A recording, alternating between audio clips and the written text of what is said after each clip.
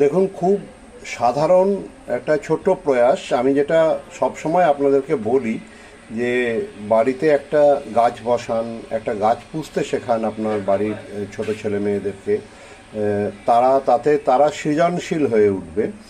আমার আমার যে এই একদম খুব ছোট্ট একটা বাড়ি, সেই ছোট্ট বাড়িতে আমি এইখানে দেখুন একটি জবা গাছ, মানে আজকে আমার সংগ্রহ আর কি, একটি জবা গাছ, এই দুটি হচ্ছে গিয়ে টগর ফুল, এইটা হচ্ছে গিয়ে আপনার করবি, টিরে করবি বা পাতলা করবি, এইটা হচ্ছে গিয়ে টিরে টগর বা কাঠ টগর, আর এটা হচ্ছে গিয়ে তুলসী পাতা।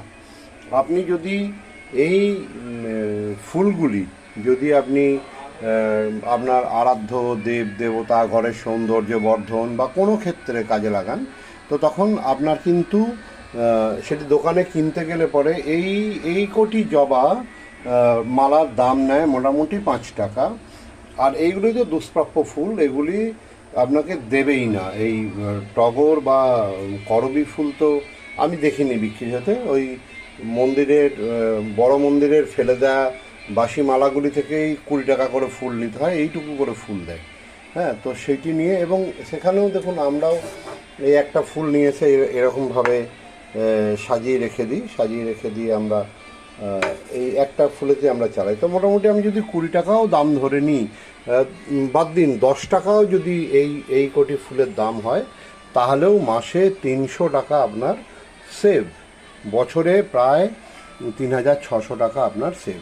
এবং এই গাছগুলি যখন আরেকটু বড় হবে, তখন এই গাছগুলি সব থেকে সমস্ত আরও বেশি করে ফুল পাবো, মানে 20 টাকা, মানে 7,500 টাকার কাছাকাছি আপনি বার্ষিক ফুলের থেকে সেভ করতে পারবেন। তো নিজের বাড়িতে, নিজের বাড়ির ছাদে, নিজের এতে, এবং এটি হচ্ছে কি একদম টাটকা ফুল, কোনো রূপ কোনো নেই, গাছ থেকে সদ্য পেরে আনা ফুল আপনি বাড়িতে রাখবেন, আপনার ঠাকুরকে দেবেন। যারা নাস্তিক তারা সৌন্দর্য বর্ধনের জন্য করুন, যারা আস্তিক তারা ভগবানকে, আল্লাহকে, গডকে দেওয়ার জন্য করুন। তো সেখানে কিন্তু একটা গাছ নিশ্চিতভাবে বসান, একটা গাছ বসান। একটা গাছ বসানো মানে একটা গাছ একটা প্রাণ নয়, একটা গাছ কয়েক কোটি প্রাণ। ভালো থাকবেন সবাই।